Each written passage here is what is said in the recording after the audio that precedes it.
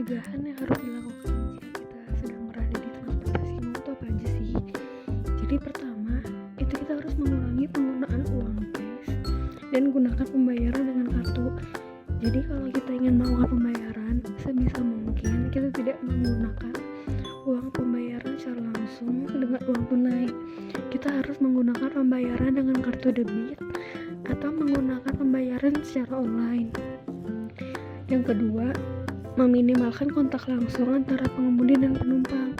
Jadi sebisa mungkin jika kita tidak ada kontak langsung dengan antara pengemudi dan penumpang.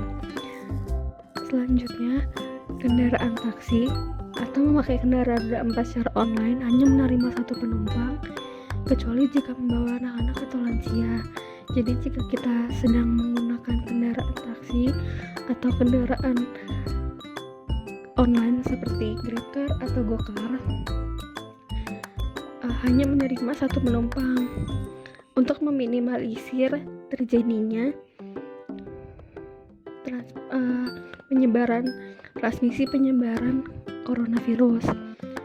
Yang keempat, lindungi diri sendiri dengan menggunakan masker, terapkan etika batuk dan bersin jika sedang batuk atau bersin, dan menggunakan hand sanitizer. Dan terakhir adalah mencoba untuk tidak menyentuh apapun, karena kita nggak tahu penumpang sebelumnya ini mereka sehat atau sakit.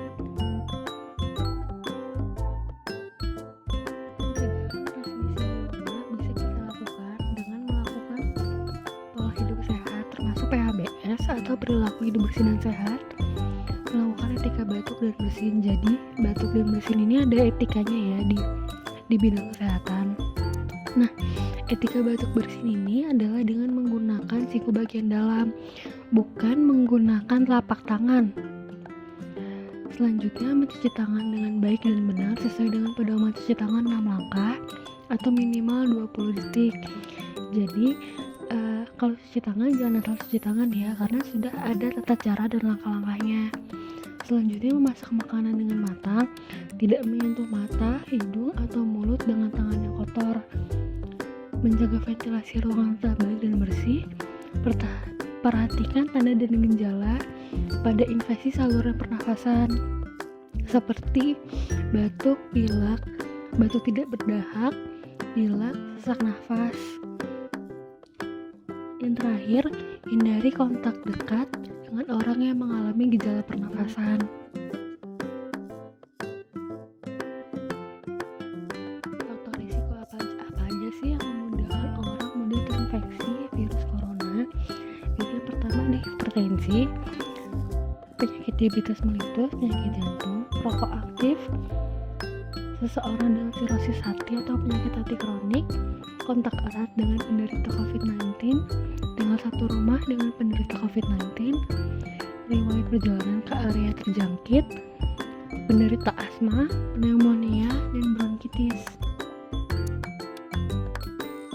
Tips melindungi diri yang harus kita lakukan yaitu mempertahankan social distancing, sering mencuci tangan, tetap menjaga kebersihan permukaan benda dengan melakukan disinfeksi, dan jangan menyentuh mata, hidung, dan mulut. Jika kita sedang berada di luar ruangan atau di luar rumah, kita harus melindungi tubuh kita dengan menggunakan alat-alat seperti menggunakan pakaian lengan panjang jika keluar rumah, menggunakan masker, menggunakan pelindung mata atau wajah, termasuk menggunakan kacamata, menggunakan sarung tangan. Nah, sarung tangannya ini harus dipakai yang panjangnya mencapai pergelangan tangan, jadi nggak cuma nutupi telapak tangan aja. Nah, yang harus diperhatikan adalah tidak diperkenankan memakai baju hazmat dan memakai sarung tangan medis, karena baju hazmat dan sarung tangan medis sangat dibutuhkan oleh tenaga medis di salah satu fasilitas pelayanan kesehatan seperti rumah sakit, puskesmas, dan fasilitas pelayanan kesehatan lainnya. Yang telah disebutkan tadi, dalam bidang kesehatan, batuk dan bersin ini ada etikanya. Jadi, jika kita sedang mengalami batuk dan bersin, kita harus menggunakan siku bagian dalam untuk menutupi mulut dan hidung kita jika sedang batuk dan bersin. Jangan ditutupi dengan telapak tangan. Selain itu, kita juga bisa menutupi mulut dan hidung dengan menggunakan tisu. Setelah itu, kita harus membuang tisu. Dan langkah selanjutnya, kita harus mencuci tangan dengan sabun dan air mengalir selama minimal 20 detik atau dengan melalui 6 langkah.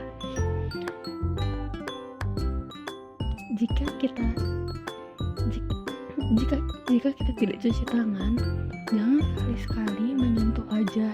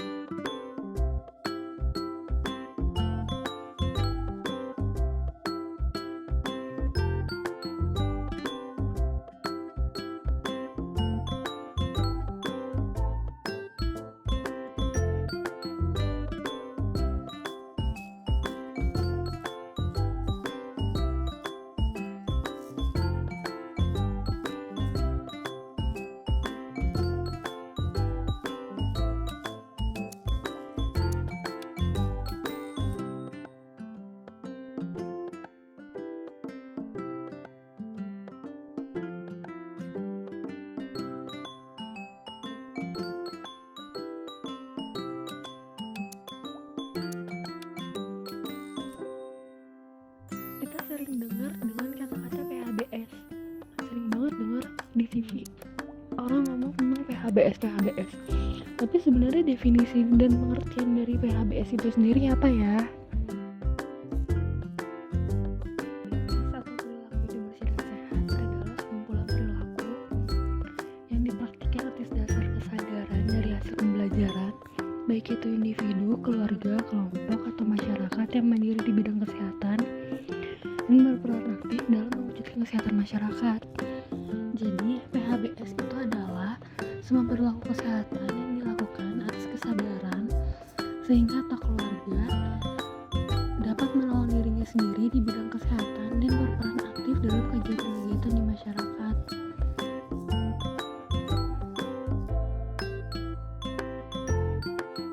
PHBS itu sendiri dibagi menjadi beberapa macam. Ada PHBS rumah tangga, PHBS di institusi pendidikan, PHBS di tempat kerja, PHBS di tempat umum, dan PHBS di fasilitas pelayanan kesehatan.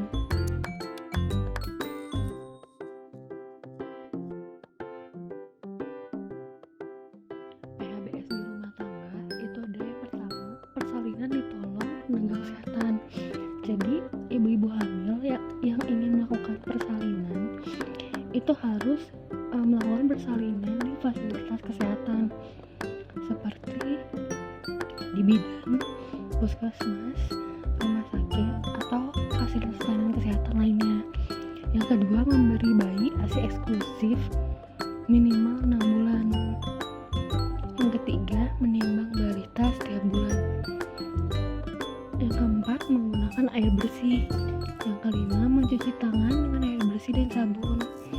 Selanjutnya, pengelolaan air minum dan makan di rumah tangga. Jadi, kita harus mengelola air minum dan makan yang sehat di rumah kita sendiri. Selanjutnya, menggunakan jamban sehat, pengelolaan limbah C di rumah tangga, membuang sampah di tempat sampah, memberantas jentik nyamuk dengan menguras bak kamar mandi secara rutin, memakan buah dan sayuran setiap hari, melakukan aktivitas fisik setiap hari, seperti kita harus melakukan olahraga minimal 1 kali sampai 2 kali dalam seminggu, dan tidak merokok di dalam rumah.